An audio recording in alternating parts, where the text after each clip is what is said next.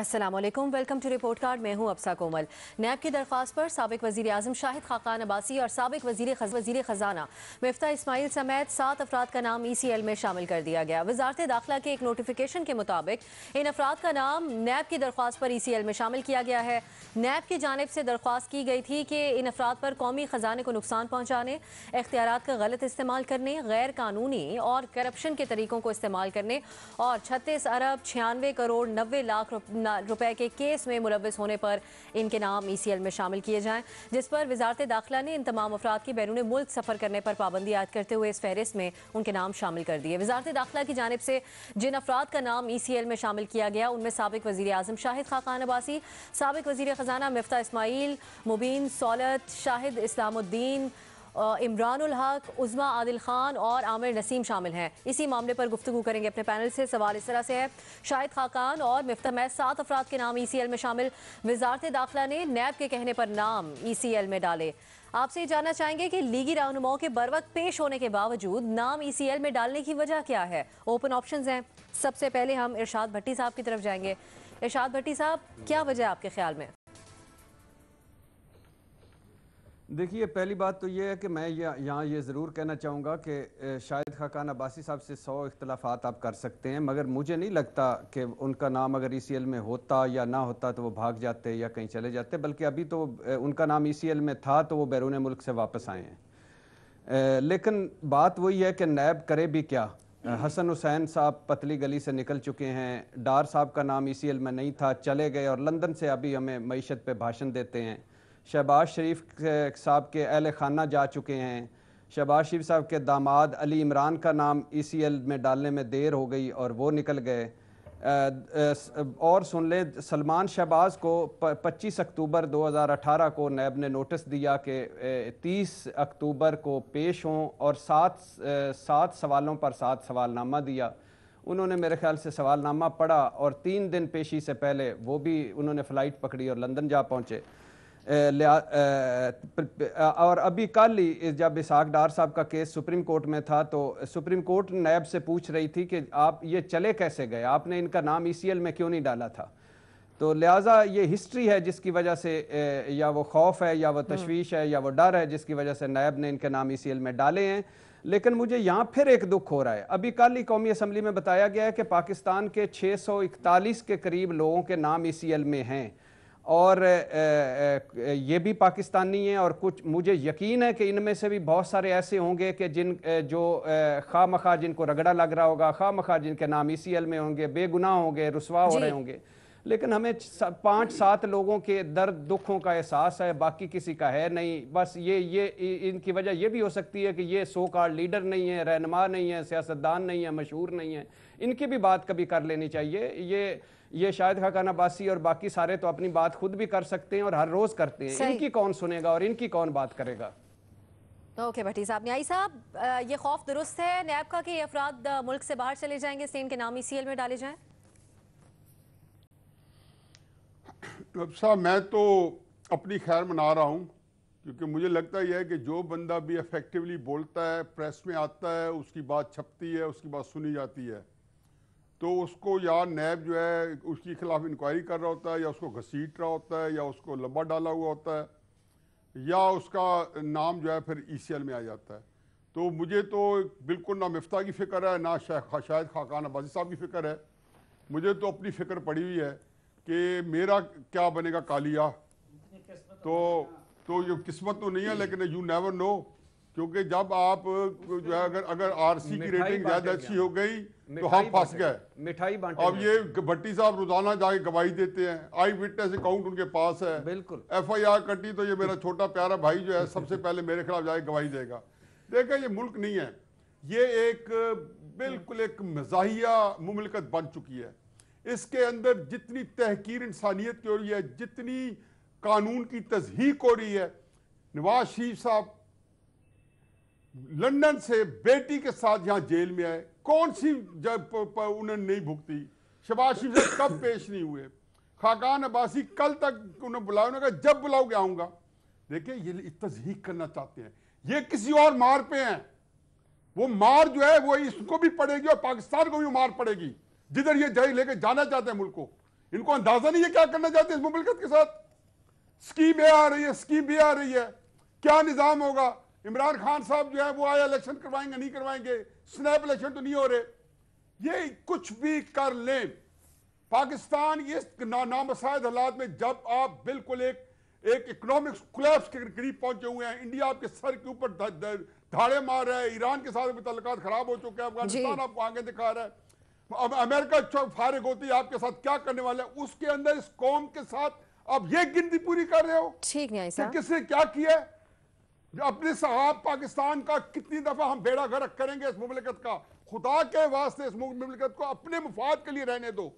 ये काम जो कर रहे हैं ये मामूली काम है, इससे कोई फर्क नहीं पड़ेगा। शायद खान अब्बासी को आप ना उसमें नहीं, मुशर्रफ साहब नहीं तो जेल में डाल के तोड़ सके थे, वो बड़ा जरी आदमी है। और आप सोचते हैं ECL में नाम होने से भी कोई फर्क नहीं पड़ेगा, वैसे दबाव बढ़ाने क्या ये टैक्टिक है आपके ख्याल में मजहर अब्बास साहब?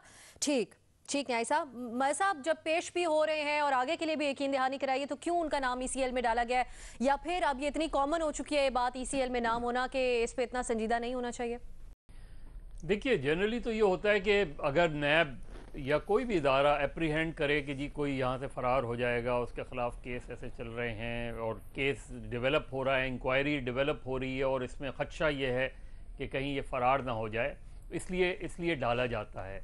तो पहली चीज़ तो ये कि या तो आप इसको ब्लैंकेट वो करें कि जिन के ख़िलाफ़ नैब की इंक्वायरीज चल रही हैं और वो किसी हद तक मैच्योर्ड हो गई हैं, आप उनका अक्रॉस द बोर्ड नाम ECL पे डाल दें उस चीज़ पे। लेकिन जब ये पिक एंड चूज़ होता है तो फिर ये खदशात जन्म लेते हैं। अब 148 अफराद की बात की भट्टी साहब ने, इसमें हो सकता है कि बहुत से लोग ऐसे हों जो वॉच लिस्ट पे हों। देखिए सिर्फ ECL नहीं होता, जो इमिग्रेशंस के बहुत से लॉज होते हैं जिसके तहत मुख्तलिफ उसमें वो लिस्ट जो है वो बताई जाती हैं और फाइनल फिर एग्ज़िट कंट्रोल लिस्ट होती है। और आम तौर पे ये भी देखा गया है कि जो लोग मुल्क से बाहर होते हैं उनके नाम भी ECL पे डल जाते हैं। तो असल चीज़ ये है कि आपने 7 लोगों का, जिन 7 का बाकी का तो नहीं पता, लेकिन जो 2 अपेरेंटली हाई प्रोफाइल हैं, मिफ्ता इस्माइल साहब का करोड़ों का बिजनेस जो है वो पाकिस्तान के अंदर है। अगर वो फ़र्ज़ करें, उनको ये खदशा भी है कि वो फ़रार हो जाएंगे, तो कोई भी अपना पूरा बिजनेस यहाँ डंप करके नहीं फ़रार होगा, पहली चीज़ ये।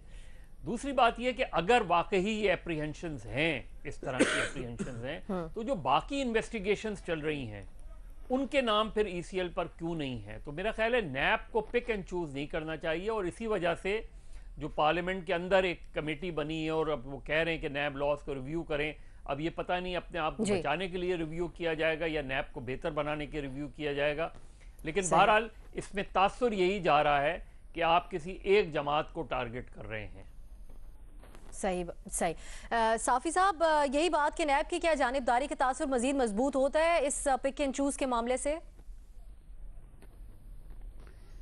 देखिए सिर्फ पिक एंड चूज़ नहीं है, आपके सवाल का असल जवाब ये है कि बड़े घरों में, बड़ी जगहों पे इंतहाई छोटे लोगों को बिठा दिया गया और वो छोटेपन और नादीदापन के मुजाहरे करते हुए इस मुल्क से बाज़ औक़ात लगता है कि लोगों को मुतनफ़िर कर रहे हैं। मिफ्ता इस्माइल साहब की बात तो मज़हर साहब ने भी बताई और नियाज़ी साहब ने भी, कि भाई एक बंदा जिसका गुनाह सिर्फ ये था कि वो हुकूमत के ख़िलाफ़ बोलने लगा और इकनॉमिक फ्रंट पे ज़रा टफ़ टाइम देने लगा, हालांकि उनके साथ उसी तरह के जो बाकी लोग को एक्यूज़ड है उनमें से किसी को भी नहीं डाला गया। तो ये ऑब्वियस हो गया कि इंतकाम का निशाना बनाया जा रहा है। मैं आपको रीसेंट वाक़या बताता हूँ। शहाबुद्दीन खान थे, पिछले दौर में 2-3 मरतबा MNA रहे हैं बाजौड़ से। ये वो लोग हैं कि देखिए पूरे कबायली इलाकों पे तालिबान कब्ज़ा हो गए थे, लेकिन सिर्फ उनकी जो तहसील थी उस पे तालिबान काबिज़ नहीं हो सके, इसलिए कि शहाबुद्दीन खान और उनके बेटे ख़ुद बंदूकें उठा के सिक्योरिटी फोर्सेस के साथ अपने इलाके का दिफा कर रहे थे। उसमें उन्होंने अपने भाई को गंवा दिया, शहीद करवा दिया। इसी तरह बाकी जो सऊबतें थी उन्होंने बर्दाश्त की। फिर फाटा मर्जर का मामला था, वो मुस्लिम लीग नून के MNA थे और नवाज शरीफ से उस पर लड़ पड़े, अपने MNA शिप से तक गुजर गए, उनके बेटे ने भी कुर्बानी दी। अब परसों उसके बेटे जलाल सालारज़ई ने, DC ने एक जरगा बुलाया हुआ था اپنے پی ٹی آئی والوں کا اور باقی وہ جو روایتی ملک تھے جو فاٹا مرجر میں رکاوٹ تھے، ادھر انہوں نے کچھ گستاخی کر لی، اسی وقت اس کو 3MPO کے تحت باجوڑ سے گاڑی میں بٹھا کے یہاں بند کر دیا ہے ہری پور جیل میں۔ اب یہ کیا ہے؟ یعنی کس کلچر کو یہ لوگ فروغ دیں؟ آپ جا کے امیر مقام کے خلاف، یعنی صرف نیب وغیرہ چھوڑ دیں، وہاں کے ڈی سی کو ان کے خلاف متحرک کیا گیا ہے، ان کے سارے ٹیکے بند کر دیے گئے ہیں، ان کے خاندان کو انتقام کا نشانہ بنایا جا رہا ہے۔ یہ لوگ اگر کل، یعنی ایک تو ملک سے متنفر کیا جا رہے اور کل جب ان کو اختیار مل گیا تو یہ جو ادھر ادھر سے ایرے غیرے جمع ہو گئے ہیں، تو پتہ نہیں ان کے ساتھ پھر جواب میں اگر وہ بھی انتقام پہ اتر آئے تو کیا ہوگا اس ملک کا۔ تو یہ ایک اصل میں اس چھوٹے پن کا مظاہرہ ہے جو کبھی نیب کے ذریعے کروایا جاتا ہے، جو کبھی پولیس کے ذریعے کروایا جاتا ہے، جو کبھی ڈی سی کے ذریعے کروایا جاتا ہے، بابر صاحب تو بابر صاحب ان طریقوں کی وجہ سے فائدہ نہیں ہوگا ان شخصیات کو جن کے نام ECL میں ڈالے جا رہے ہیں اور کیسز بھی ہیں ان پہ؟ انہیں کیا فائدہ ہوگا اب صاحب؟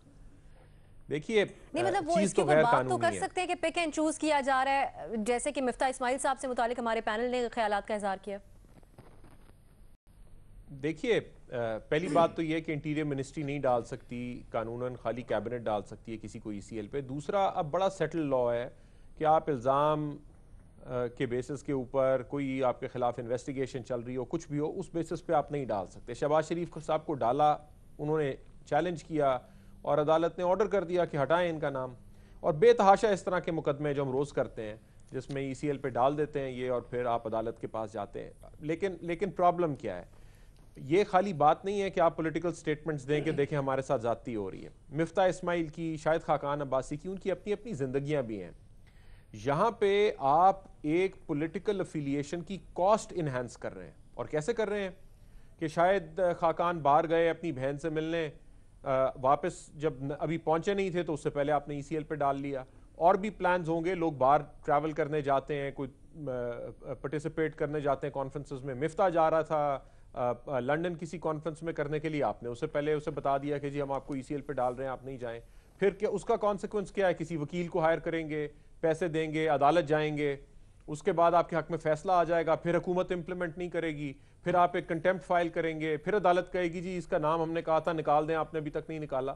تو یہ جو پرانے زمانے کے بکری چوری اور پانی چوری کیس تھے، اس میں کیا ہوتا تھا کہ ریاست آپ کو یہ سمجھانے کی کوشش کرتی ہے کہ آپ ریاست کے ساتھ پنگا لیں گے تو آپ کو ہم بڑا خراب کریں گے۔ تو یہ چیز، اس کی سنوائی اور یہ میسج دیا جا رہا ہے، بے شک وہ مفتاح اسماعیل ہوں، کہ بھائی آپ کو منع کیا ہے کہ آپ جس پارٹی کے ساتھ افیلیٹڈ ہیں اس وقت وہ پارٹی زیر تاب ہے، آپ کیوں اس کے بارے میں بات کرتے ہیں، آپ کیوں اس کے بارے میں لکھتے ہیں۔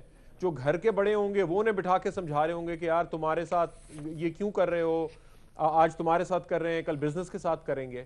تو یہ رول آف دا جنگل جن ملکوں میں ہوتا ہے وہاں پہ اس طرح کے کام ہوتے ہیں۔ ہمارے ملک میں ہے رول آف دا جنگل اور وہاں پہ ہو رہے ہیں اس طرح کے کام۔ سیاسی وابستگی کی وجہ سے آپ سمجھتے ہیں کہ دباؤ بڑھانے کی یہ ٹیکٹکس ہوتے ہیں، یہ کوشش ہوتی ہے، طریقے ہوتے ہیں۔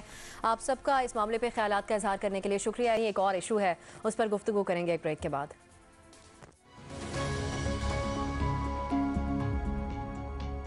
اسلام آباد میں میڈیا سے گفتگو کرتے ہوئے بلاول بھٹو زرداری نے کہا کہ وہ خبردار کرتے ہیں کہ اگر 1 یونٹ کا صدارتی نظام نافذ کرنے کی کوشش کی گئی تو ملک ٹوٹے گا۔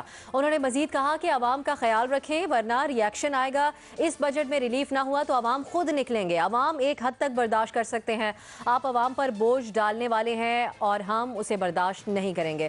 انہوں نے کہا کہ آپ کہتے تھے کہ IMF سے ڈیل لینے سے پہلے خودکشی کر لوں گا، لیکن آپ نے قومی اسمبلی اور سینٹ کو اعتماد میں نہیں لیا۔ تحریک انصاف کے رہنما جہاں صدارتی نظام لانے کی بات کر رہے ہیں، وہاں چیئرمین پیپلز پارٹی کے اس بیان پر ہمارا سوال رپورٹ کارڈ میں کچھ اس طرح سے ہے۔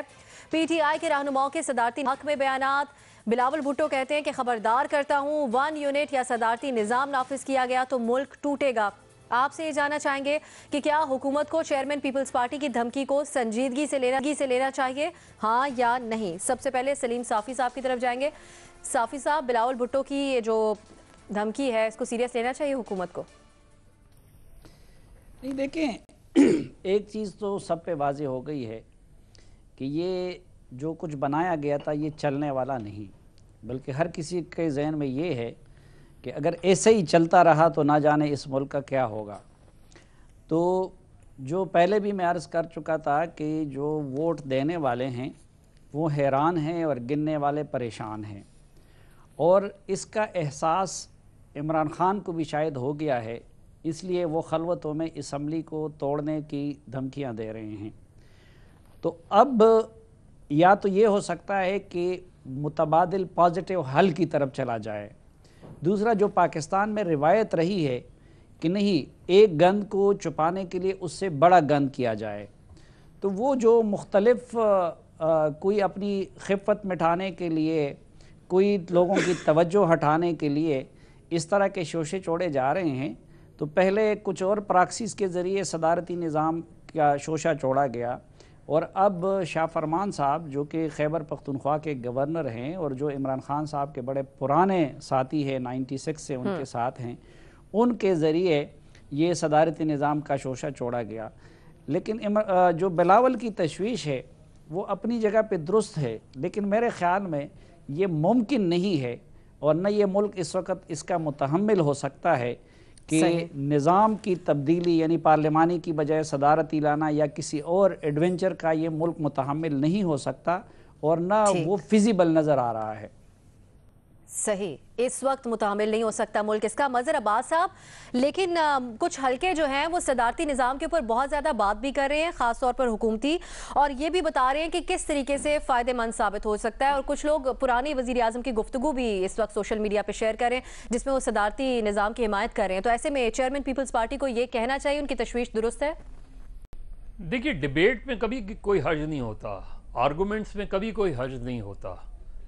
پہلی چیز تو یہ کہ وہ جو بات کہہ رہے ہیں وہ اپنی جگہ بالکل درست ہے کہ صدارتی نظام بہت خوفناک ہوگا اس طرح کی جو کمپوزیشن ہے ہماری، اور اس کا بہت ہی منطقی جواب یہی ہے کہ جہاں ایک صوبہ اتنا زیادہ ڈومینیٹ کر رہا ہو، کیونکہ اس میں آپ دوسرے ملکوں کی مثال نہیں دے سکتے جہاں صدارتی نظام ہے، وہاں اس طرح کی کمپوزیشن نہیں ہے جس طرح کی پاکستان میں ہے، کہ جی اگر آپ نے اس طرح کا صدارتی نظام لے کر آئے جو کہ میں سمجھتا ہوں کہ اگر آپ ڈیبیٹ کریں تو اس لحاظ سے شاید غیر جمہوری یا غیر آئینی بھی نہ ہو، تو یہ بات میرا خیال ہے گورنمنٹ کی طرف سے ایک وضاحتی، بہت ہی کمپیکٹ وضاحتی بیان ضرور آنا چاہیے۔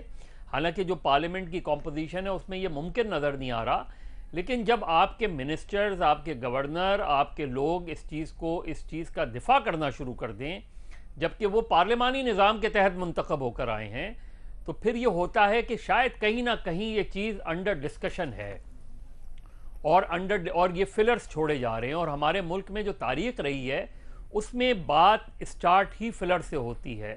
پھر آج اگر سینٹ میں رضا ربانی صاحب کی تقریر دیکھیں تو وہ یہ کہہ رہے ہیں کہ آپ نے ان الیکٹڈ لوگوں کو اتنی تعداد میں لے آئے ہیں، اور وہ کیبنٹ میں بھی بیٹھتے ہیں، وہ لوگ جو لوگ اوت نہیں لیتے وہ اس طرح کے آپ کے کانفیڈینشیل اور سیکرٹس ان کے ساتھ شیئر ہوتے ہیں، تو یہ ساری چیزیں تشویش کی باعث تو ہیں۔ لیکن میرا خیال ہے کہ بلاول کو تھوڑی سی اس لحاظ سے احتیاط کرنی چاہیے کہ جب آپ یہ بات کہتے ہیں کہ ملک ٹوٹ جائے گا تو یہ بڑی سیریس بات ہے۔ صحیح نیائی صاحب، لیکن اگر صدارتی نظام کا اعلان کر دیا جائے جب پانی سر سے گزر جائے، کیونکہ پیپلز پارٹی کا اس کے اوپر ایک پرنسپل سٹینڈ ہے، تو اس سے پہلے ہی تنبیہ کر دینا پیپلز پارٹی کے چیئرمین کی طرف سے کیا یہ درست ہے یا نہیں؟ دیکھیں جی، میں بڑے مؤدبانہ طریقے سے مظہر صاحب سے تھوڑا سا اختلاف کرتے ہوئے انہی کی بات کو آگے چلاؤں گا کہ چند چیزوں کے اوپر ڈیبیٹ نہیں ہو سکتی، اور اس میں پاکستان کا نظام حکومت اور دوسرا پاکستان کا نظریہ۔ دیکھیں قائد اعظم رحمۃ اللہ علیہ اور جو ہمارے فاؤنڈنگ فادرز تھے، جو لیجسلیٹو اسمبلی تھی 1945-46 کی، اس نے کیا نظام بنایا تھا؟ ویسٹ منسٹر ڈیموکریسی کی تھی۔ پھر پہلی دفعہ جب ہمارے نمائندگان کو ایک دفعہ بوگرا فارمولہ 1954 میں، اور پھر 1956 میں جب ہم نے پہلا آئین اپنے بنایا تو کیا بنایا؟ پارلیمانی۔ کنہوں نے بنایا؟ منتخب نمائندوں نے۔ صدارتی نظام کس سے چنا؟ ڈکٹیٹرز نے۔ پھر 1973 میں پھر منتخب نمائندوں کو دونوں طرف سے، مشرقی پاکستان جو بنگلہ دیش اب بن چکا تھا اور مغربی پاکستان جو پورا پاکستان بن چکا تھا، کون سا نظام منتخب کیا؟ انڈیا میں یہ چل سکتا ہے، دنیا میں یہ چل سکتا ہے، ہمارے ملک میں ناقص ہے۔ 2004 کے 14 کے اندر یہ جب پاکستان پتہ چلا کہ پاکستان اب ٹیک آف کر رہا ہے، امریکہ پھنس چکا ہے، چین ہمارے پہ فریفت ہو چکا ہے، تو یہ طے ہوا کہ یہ جو اچھا دن ہے وہ نواز شریف کو نہیں ملنے چاہیے، کیونکہ یہ اس کو ڈیزرو نہیں کرتا۔ میں سمجھتا ہوں اس وقت اب ایز پر ٹوڈے ہماری سیاسی جماعتیں جو ہیں بڑی، دونوں جو ہے پیپلز پارٹی اور مسلم نون، وہ شدید جو ہے تقریباً ختم ہو چکی ہیں۔ اس نظام کے ساتھ یہ کوئی تیسرا نظام وضع کرنا چاہتے ہیں، کیونکہ تسلی اس میں بھی نہیں ہو رہی۔ یہ کچھ کر لیں۔ میرے جو ساتھیوں نے کہا ہے، مظہر صاحب نے کہا ہے، سلیم صافی صاحب نے کہا، میں فلی ایگری کرتا ہوں کہ اس کے کانسیکوینسز جو آپ سے نہیں سنبھالے جائیں گے۔ بٹی صاحب ٹھیک، نیائی صاحب سے پہلے بات کر رہے تھے، کیا حکومت پر اعتماد ہے کہ جو اپوزیشن کی صورتحال ہے اس وقت کمزور ہے، جماعتیں اپوزیشن کی، تو آ سکتا ہے صدارتی نظام، اسی لیے بار بار وزراء بیان دیتے ہیں ایسے؟ دیکھیے جی، میں تو کہتا ہوں دونوں دھڑوں کو سیریس نہ لیں۔ ابھی وزیر اعظم نے نہیں کہا، حکومت کا کوئی پالیسی بیان نہیں آیا، فروغ نسیم صاحب کہہ چکے ہیں کہ 5 انہوں نے بتایا کہ اس طرح صدارتی نظام آ سکتا ہے، مگر انہوں نے کہا کہ کوئی حکومت کے ہاں یہ تجویز زیر غور نہیں ہے۔ فواد چودھری جب بحیثیت وزیر اطلاعات تھے تو انہوں نے کہا تھا کہ کوئی ہم اس صدارتی نظام پر بات نہیں کر رہے۔ اب وہ جب یہ ہو، وزیر اعظم خود کوئی بات نہ کرے، کوئی بیان نہ دے، لہٰذا یہ، اور اگر واقعی وہ چاہتے ہیں تو کوئی پالیسی بیان آنے دیں، پھر اس پہ بات کر لیں گے کہ صدارتی نظام کتنا برا ہے یا پارلیمانی نظام کتنا اچھا ہے، یا کیا ہونا چاہیے یا کیا نہیں ہونا چاہیے۔ لہٰذا جو اکا دکا جو تبدیلی شعر ہے نا، ان کی باتوں کو سیریس نہ لیں، چونکہ کرنے کا کوئی کام ہے نہیں یا کچھ کر پا نہیں رہے، لہٰذا یہ شوش حکومتی پرفارمنس یا توجہ ہٹانے کی ایک کوشش ہے۔ اور اسے بھی ایسے ہی لیں جیسے 55 روپے پہ فی کلومیٹر ہیلی کاپٹر کا سفر تھا، کلبھوشن جا چکا تھا، گیزر لگژری آئٹم ہے، 5 ہفتوں میں نوکریوں کی برسات ہوگی، سندھ حکومت گرا دیں گے، بے نظیر انکم سپورٹ پروگرام تبدیل کر دیں گے، پی سی کی چیئرمینی نہیں دیں گے، یہ لہٰذا ان کو بالکل ایسے ہی ایک بیان لے ابھی تک۔ جہاں تک بلاول کی بات ہے تو ان کا بھی میرا خیال ہے کہ پرہیز کے طور پہ اگلے 3 مہینے ان کے بیانات کو بھی سیریس نہ لیں۔ یہ 18ویں ترمیم کو چھیڑا تو لات مار دوں گا، سندھ کارڈ، 1 یونٹ، اور اب صدارتی نظام، سارا پیٹ درد جے آئی ٹی منی لانڈرنگ ہے، جعلی اکاؤنٹس ہیں، کرپشن ہے، اور وہ پھنس گئے ہیں چونکہ اس طرح مصیبت میں، تو یہ لہٰذا وہ انور مجید تک کے دفاع ہو رہے ہیں۔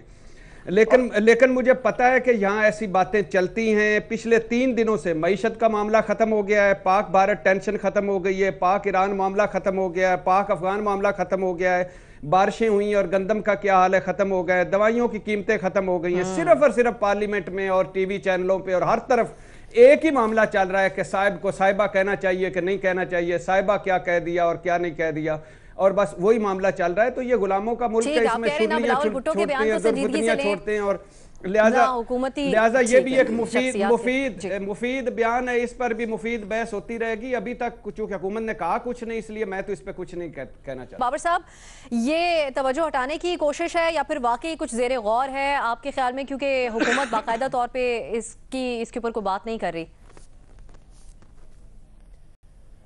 اب حکومت بیچاری کا اس میں کیا قصور ہے؟ دیکھیے، آج تک جتنے بھی صدارتی نظام آئے وہ کوئی حکومت تو لے کے نہیں آئی۔ ہمارے آئین کے اندر ایک طریقہ کار وضع ہے کہ اگر آپ آئین کو تبدیل کریں گے تو وہ پارلیمنٹ کی 2/3 میجورٹی سے تبدیل کر سکتے ہیں۔ سو چھوڑ دیتے ہیں ایک سیکنڈ کے لیے فیڈرلزم کو اپنی جگہ پہ، جس کا زیادہ کنسرن ہے 18ویں ترمیم کے کانٹیکسٹ کے اندر، وہ ایک الگ ڈیبیٹ ہے کہ صوبوں کی اٹانومی کو نہیں، لیکن سینٹر کے اندر آپ تبدیل کر سکتے ہیں۔ کیا ہوگا کہ پارلیمنٹ کے بجائے پریزیڈنٹ ڈائریکٹلی الیکٹ ہونا شروع ہو جائے گا، وہی پارٹیز رن کریں گی اور ڈائریکٹ الیکشن ہونا شروع ہو جائے گا، ہو سکتا ہے۔ بلاول بھٹو زرداری کو کم پریشانی ہونی چاہیے اس ڈیبیٹ کی۔ اگر آپ دیکھ بھی لیں، ٹی وی سکرینز نکال کے دیکھ لیں، وہ کون سے لوگ ہیں جو اسے سپورٹ کر رہے ہیں، ٹویٹر نکال کے دیکھ لیں، وہ کون سے لوگ ہیں جو اسے سپورٹ کر رہے ہیں۔ سو کہنے کی بات یہ ہے کہ یہ بلاول کا مسئلہ نہیں ہے، یہ عمران خان کو سنجیدگی سے سوچنا چاہیے کہ یہ لوگ کیوں صدارتی نظام کی بات کر رہے ہیں، کیونکہ ایک ایکسپیریمنٹ تو ابھی چل رہا ہے، اور ساتھ ہمیں یہ بتا دیا گیا ہے کہ 2 پارٹیز تو چوروں کی پارٹیز ہیں، سو وہ آ نہیں سکتی۔ اب اگر یہ ایکسپیریمنٹ فیل ہو گیا تو پھر آپ کے پاس پلان بی کیا ہے، بیک اپ آپشن کیا ہے، اور وہ بیک اپ آپشن پریزنٹ کی جا رہی ہے صدارتی نظام کے طور پہ۔ تو یہ عمران خان صاحب کو سوچنا چاہیے کہ اگر یہ صدارتی نظام آیا تو عمران خان صاحب کو کوئی صدر نہیں بنانے والا یہاں پہ، کیونکہ ان کا ایکسپیریمنٹ فیل ہو چکا ہوگا۔ ان کے نیچے یہ جو آدھی ٹیکنوکریٹک اور آدھی پی ٹی آئی اور آدھی باقی جماعتوں کی اس وقت حکومت چل رہی ہے. یہ اگر فیل ہو گیا تو پھر اگر صدارتی نظام آیا تو وہ خان صاحب نہیں اسے لیڈ کر رہے ہوں گے.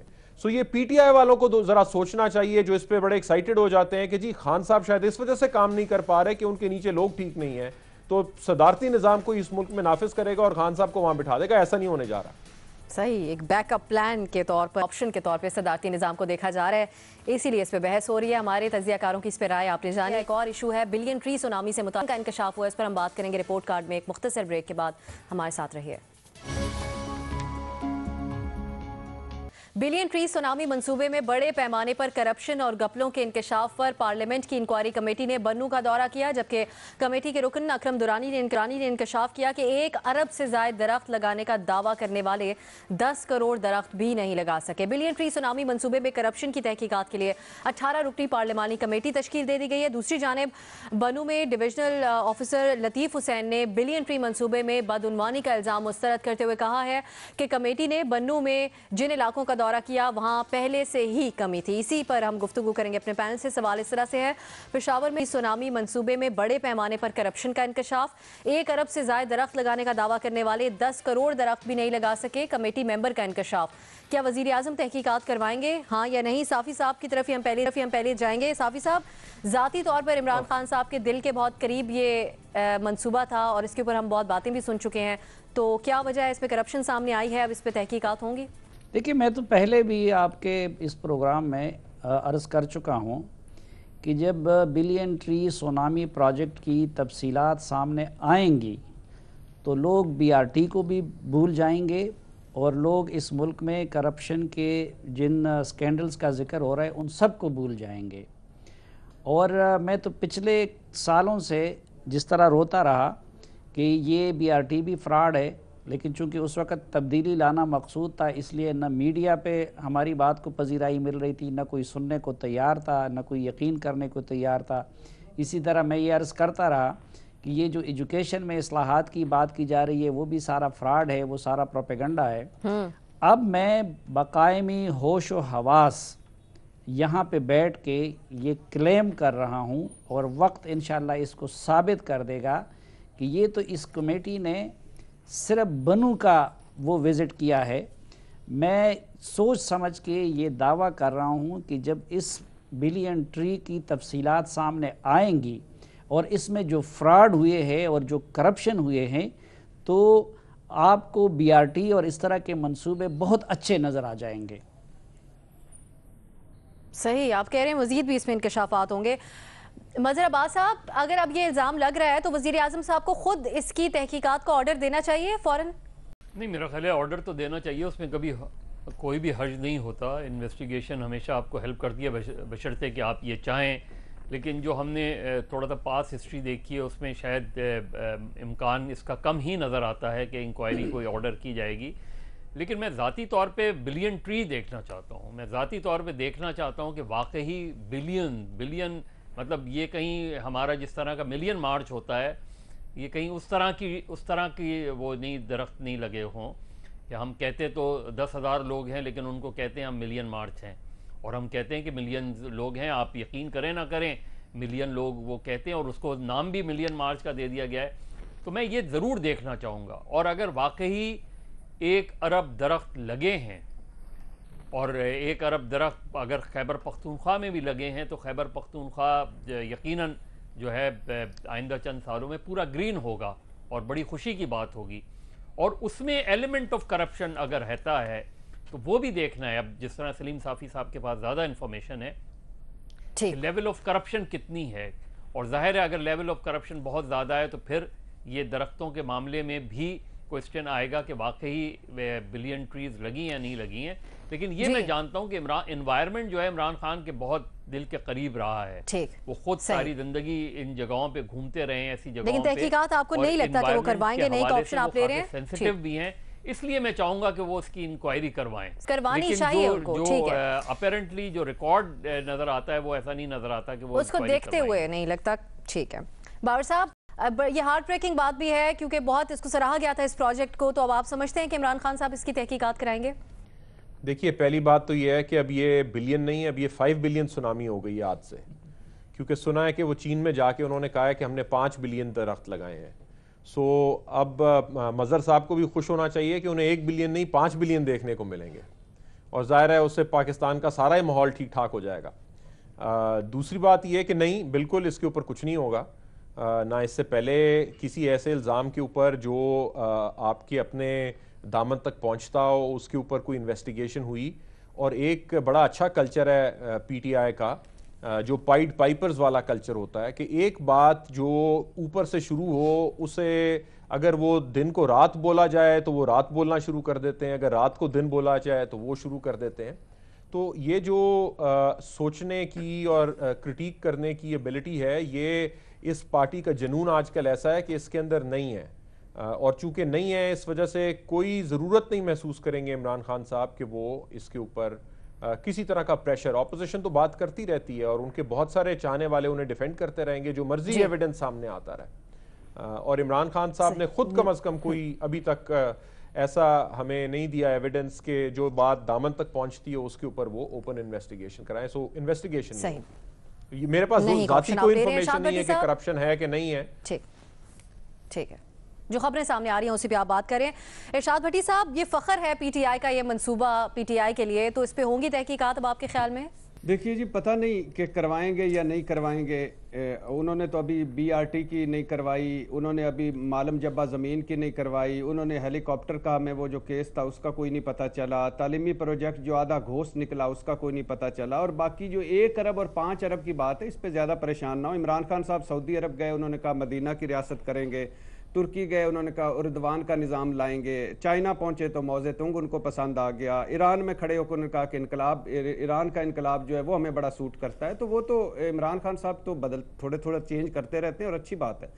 لیکن جیسا سنا جا رہا ہے کہ کے پی کے اپوزیشن ارکان نیب میں جا رہے ہیں, اور جو بتایا گیا اگر ایسے ہی ہے تو ان کو ضرور نیب میں جانا چاہیے اور نیب کو ضرور انکوائری کرنی چاہیے. حیرانگی ہے کہ بنو کی 4 سائٹس ہیں اور جو 11,000 کنال زمین پہ 90% پودے نہیں ہیں.